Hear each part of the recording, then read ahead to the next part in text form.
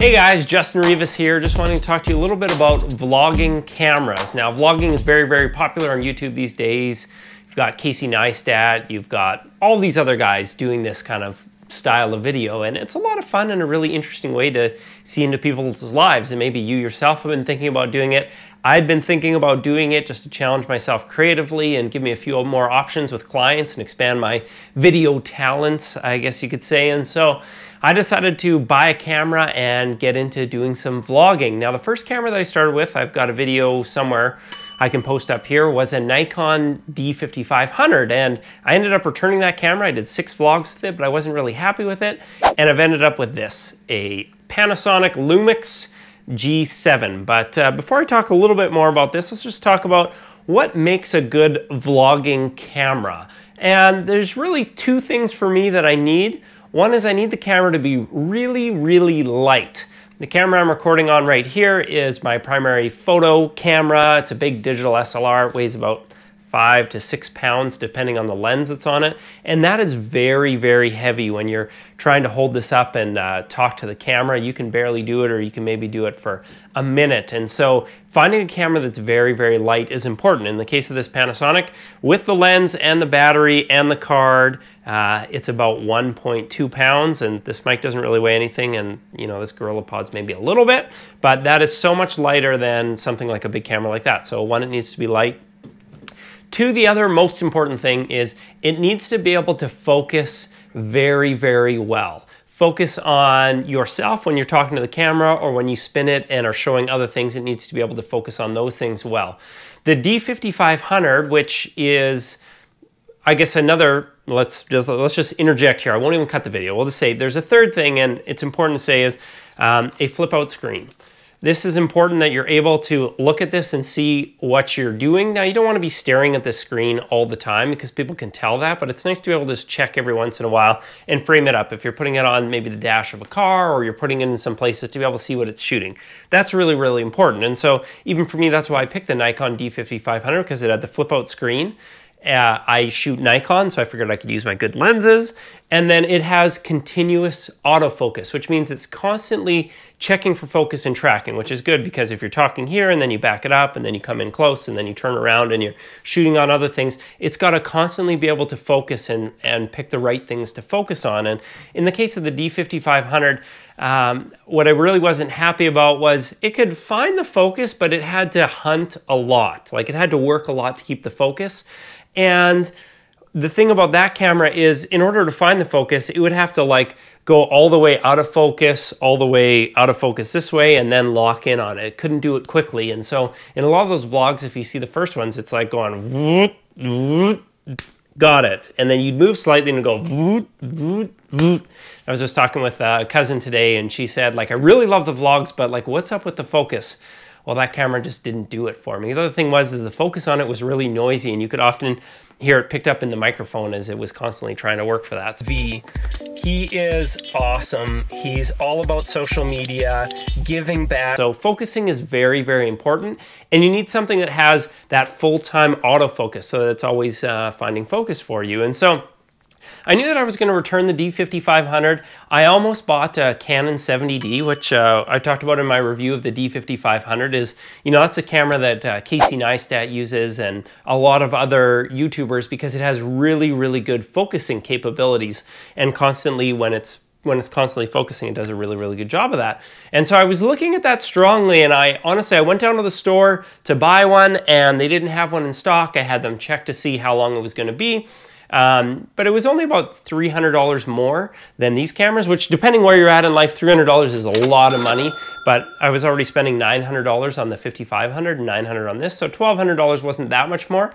But I do want to be able to shoot a little bit of kind of slow motion, and so the 70D only shoots at 30 frames per second. So when you're slowing that down to try and do some smoother slow motion, it couldn't do that. And I'm using this for more than just vlogging. I'm using it for some other video shooting. And so I wanted to be able to slow it down and use it for that. And so I found this guy, which is the, I mentioned this before, Panasonic Lumix. It's a G7. I think the kit is I'm just looking at the box, G7K. So it comes with a, on it, I think it's written a 14 to 42 millimeter lens. It goes from pretty wide, not super, super wide, but wide enough to get your face and a couple other things into it, to being able to zoom in a little bit further. This is fairly standard kind of lens that comes with most cameras, but what I love about this camera is it's really, really light. And so far I've just done one vlog with it, I think, yeah, just one, and I could, I'll throw that up here. And you definitely want to check that out if you're interested in this camera to see how it did. Now, my initial thoughts were, again, I've only really done one vlog with it, so I haven't used it a ton, but I used the 5500 for a while, and now this was one. I think the picture quality looks fantastic when it's in focus, that it's super, super sharp. This camera does do 4K. I think technically UHD, I think there's a minor difference there. It doesn't really matter, but it does, 4 times the resolution of normal full HD. And so that can be really, really cool. Now, me personally, like this monitor, it's not a 4K monitor. I shot it in 4K to try it, and I'm sure there's some people that are really into that stuff that maybe can appreciate that extra resolution, but for the future, that's nice to be able to do. This does shoot 60 frames per second, so if you want to slow it down, it doesn't shoot that in 4K, but in normal full HD, it'll shoot 60 frames a second. What other important things? Again, I mentioned how light it was. The big thing for me is it seems like the autofocus on it is quite good. Now, I still need to play around with the modes and decide. I had it set to face tracking, so it was, trying to watch for my eyes, and it would pick up my eyes and focus on that.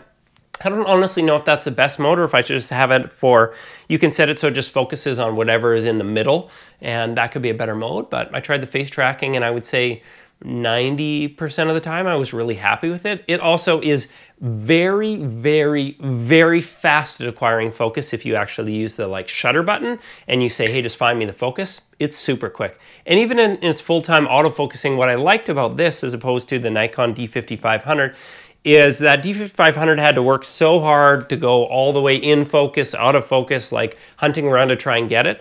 This thing has a technology that I think was called depth from defocus, where it can really quickly calculate where the focus needs to be.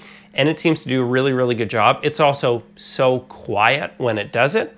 And another important thing you want to have in a camera is a little bit of image stabilization. So as you're kind of bouncing or moving, or you're never going to be quite still, that it's compensating for that and smoothing out your picture. This did a really, really good job. And so I would say so far I'm pretty happy with this. I want to do a couple more vlogs and just kind of confirm that it's as good as I think it is. I really like how compact it is. It's really, really small. I mean, if I take this and put it on here, if you're shooting bright sunlight, it's, a little bit bigger, but it's still, that's the nice thing about these mirrorless cameras, is they can be really, really light and really, really compact.